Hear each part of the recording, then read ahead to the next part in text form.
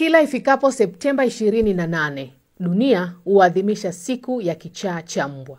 Lengo likiwa ni kuelimisha jamii kuhusiana na madhara ya ugonjwa huu na jinsi ambavyo unaweza kuzuilika.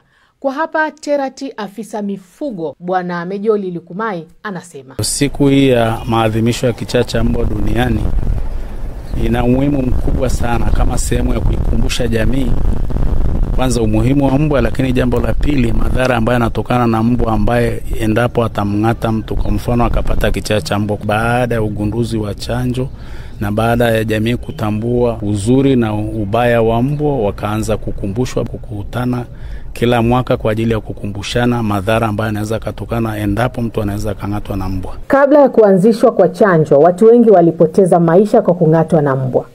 Lakini baada ya chanjo na elimu vimeokoa maisha ya watu pamoja na mifugo. Dalili za mbwa aliyepata kichaa ni pamoja na kung'ata vitu ovyo, kupoteza mwelekeo na hatimaye kupoteza maisha baada ya siku chache. Ugonjwa wa kichaa cha mbwa ni ugonjwa ambao unatokana na mnyama mwingine au mbwa mwenyewe anaugua, anapata ugonjwa wa kichaa ambao unasababishwa na virus wanaitwa Lissa virus ambao unasababisha kichaa cha mbwa. Endapo mbwa atang'atwa au atakutana na popo, maana mara nyingine unakuta popo anakuwa kama vile ni hosti wa kusafirisha kutoka sehemu moja kwenda sehemu nyingine. Mbwa anapopata ile ugonjwa anakuwa na dalili kama, unakuta kwamba mbwa aliyekuwa mkali anabadilika anakuwa mpole, aliyekuwa mpole anabadilika kuwa mkali.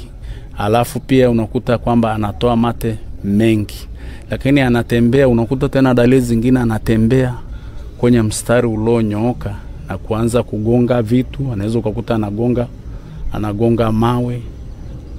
Unakuta anaanza kung'ata vitu, unakuta anang'ata mawe, anang'ata miti, anang'ata wanyama, anang'ata watu.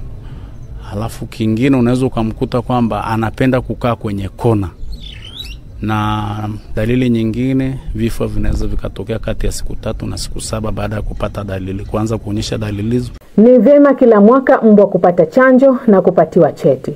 Na endapo mtu atang'atwa na mbwa, awai kituo cha afya kwa ajili ya matibabu. Kwa hiyo umuhimu huo ni mkubwa kwa sababu ugonjwa huu unaosababishwa na virus hauna tiba, ila unakinga. Kwa makusudi kabisa mbwa anatakiwa chanjo kila mwaka na kupatiwa cheti au kujaziwa tarehe. Kama ana cheti basi kwenye ile cheti yake au kadi yake unajaza tarehe zile kila mwaka anapokuwa amechanjwa unajaza. Na endapo mtu pia imetokea bahati mbaya ameng'atwa na mbwa, kama hauna uhakika na chanjo ile mbwa, ni vizuri ule mbwa akafungiwa kati ya siku 7 mpaka siku 10 ili kwa ajili ya kutambua dalili. Lakini pia kwa mbwa basi ambaye imetokea kawa amemng'ata mtu, ule mbwa baada ya kufungwa pia anatakiwa achomwe antibiotic kama penicillin.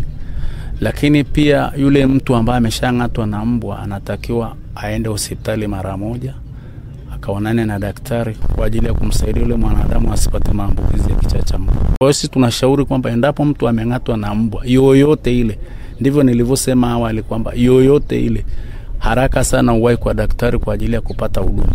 Siku ya kichaa cha mbwa duniani huadhimishwa kila tarehe 28 Septemba kila mwaka.